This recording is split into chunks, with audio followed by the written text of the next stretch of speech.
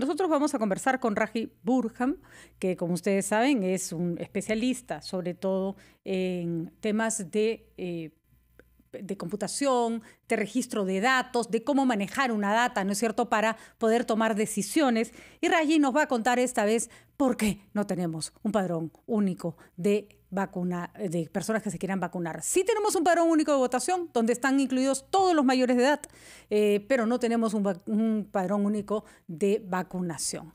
Raji, ¿cómo estás? Gracias por acompañarnos esta tarde. Hemos visto el desastre que se está armando, hay que decirlo con todas sus letras, en los centros de vacunación.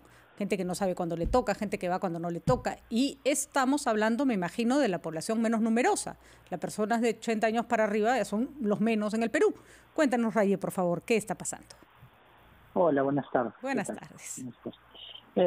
Bueno, lo que sucede es que estamos viendo, así como hablamos constantemente digamos, de pagar el precio por no invertir en nuestro sistema de salud, también estamos pagando el precio por no invertir en nuestros sistemas tecnológicos, en ciencia, tecnología e innovación en general, ¿no? Que casi manifiesta de distintas maneras, ¿no? No es que mágicamente una persona puede agarrar y mover una varita mágica y simplemente integrar diferentes bases de datos que han sido diseñadas, que han ido creciendo de manera individual, sin un estándar específico, sin interoperabilidad, ¿no? Entonces lo que sucede es que la base de datos en general de RENIEC pues tiene ciertas direcciones. Durante la pandemia obviamente han habido muchos cambios, ¿no? Hay gente mayor que ha ido a vivir con sus familias, a veces es en la misma región, a veces es en otras regiones, ¿no? Han habido personas que no han hecho una actualización de su DNI y viven en otra zona. No es tan fácil hacer una actualización de un DNI. En otros países tú simplemente vas a una página web, tienes información, hay un par de cosas de validación, punto. Tu base de datos está actualizada. Así no funcionan las bases de datos en general en Perú. Entonces tienes instituciones como de salud que tienen sus propios padrones de gente que está registrada, tienes la base de datos de RENIEC que no está necesariamente actualizada, tienes 4 o 5 diferentes sistemas utilizados por el MINSA solo para traquear temas del COVID. No hay una sola base de datos, son varios, ¿no? Hay ciertos datos que van al INS, hay ciertos datos que van al CDC, hay ciertos datos que van a diferentes bases de datos en general. Entonces lo que sucede es que cada una de esas bases de datos tiene sus propios esquemas, sus propios campos, sus propias maneras de hacer las cosas. De acuerdo. En el momento que intentas copiar absolutamente todo eso, es complicado, ¿no? Claro. Se hacen muchas cosas en manual. Agrégale a esto la complejidad de que hay diferentes prioridades, ¿no? O sea, Fuerzas Armadas, policías, personal médico. Agrégale a esto que aunque tengas esas bases de datos actualizadas, a veces hay incongruencias. ¿Y qué es lo que pasa cuando una base de datos no está, digamos, hay una discrepancia en eso? Entonces tienes que crear prioridades. En fin. Además hay datos duplicados, porque si uno tiene un DNI está en una base de datos, pero si uno está en el SIS también está en esa base de datos, y si uno tiene un seguro privado va a figurar uno puede estar incluso en pensión 65, ¿no es cierto?, en RENIEC y en alguna otra base de datos más. ¿Cómo hacemos para consolidar sin que se repitan, ¿no es cierto?, todos estos números y nombres? Rayi, vamos a una pausa y por favor nos ayudas a comprender si esto se puede resolver rápido, si hay alguna salida más o menos rápida para que no se genere lo que estamos viendo, un caos que se está generando en la vacunación. Pausa, regresamos.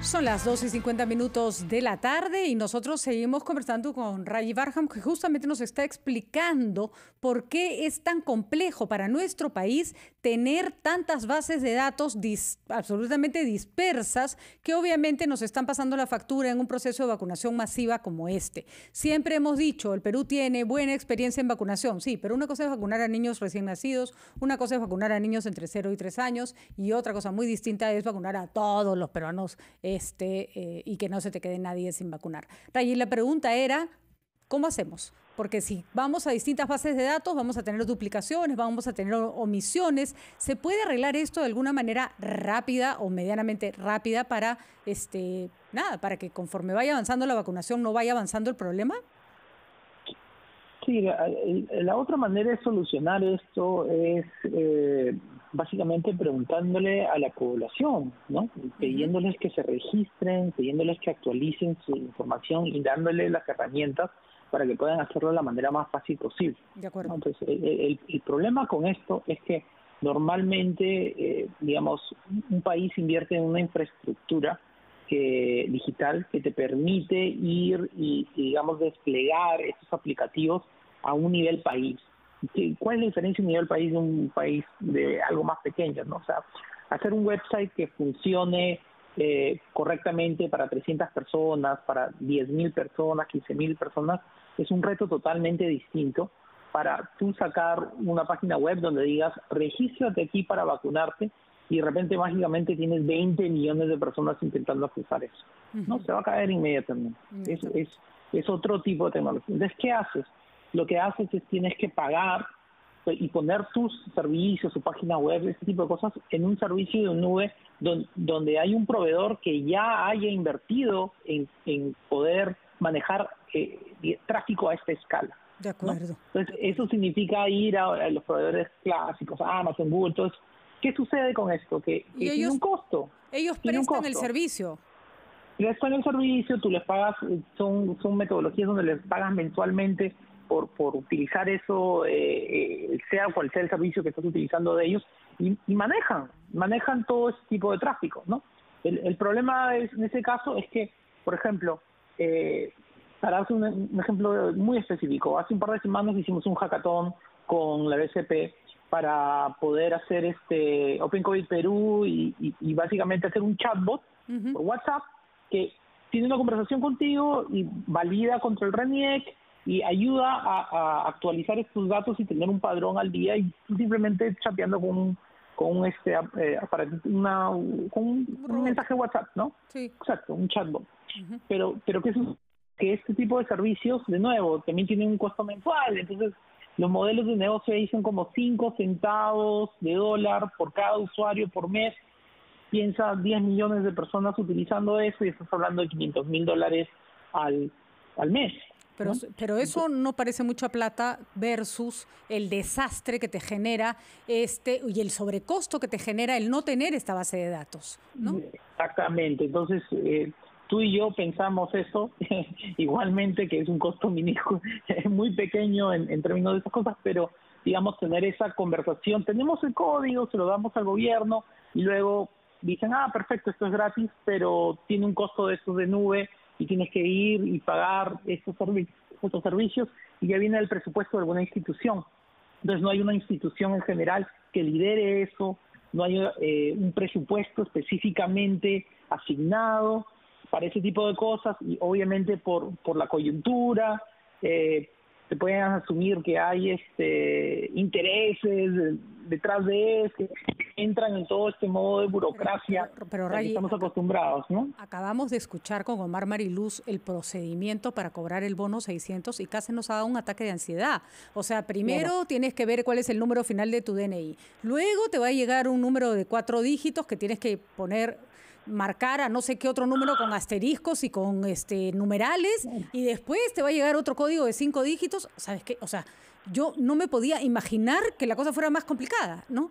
Eso es lo que sucede cuando inviertes en un sistema de infraestructura para un país, ¿no? Entonces, las infraestructuras digitales no aparecen mágicamente. Hay 3 opciones. O inviertes en eso para que tus costos, cuando tengas que desplegar este tipo de tecnologías de bono, sea barato, inviertes antes, o si lo necesitas ahora, tienes que pagar, ¿no? Esa es la opción. Lamentablemente, si vamos por la opción de hacerlo nosotros mismos, al final salimos con estos flujos de trabajo que que no son buenos, o websites que se caen, o nos vamos a demorar 3 o 4 meses en sacar algo que debería estar listo ahora, ¿no? O tienes una cola de 300 personas entre 85 y 90 años paradas a la intemperie esperando que los vacunen, lo cual no me puedo imaginar un costo más alto que ese, Ray. Porque no solo hablamos de dinero, ¿no es cierto? Estamos hablando de otras cosas. Estamos hablando de salud, estamos hablando de derechos humanos, ¿no es cierto? Yo no sé cómo hacer, la verdad, Ray, para que los escuchen. Yo tampoco. Provoca pararse con una pancarta frente al Palacio de Gobierno de por favor, hay soluciones. Bueno, acá ya lo he intentado. No perdamos la fe, Ray, no perdamos la fe. Claro. Seguimos en la carrera. Por lo pronto, acá seguirán teniendo siempre un espacio para lo que están haciendo, aportar desinteresadamente para que el gobierno tome las mejores decisiones y por favor abran sus oídos y abran sus mentes. No todo se puede hacer en un país donde no se ha invertido durante años en cosas que hoy necesitamos. Ray Burham con nosotros. Muchísimas gracias por haber estado con nosotros, Ray. Gracias. Suerte. Hasta luego. Hasta luego. Suerte para nosotros, en realidad, porque si los escuchan a ellos, nos va mejor a nosotros. Janelis Martínez.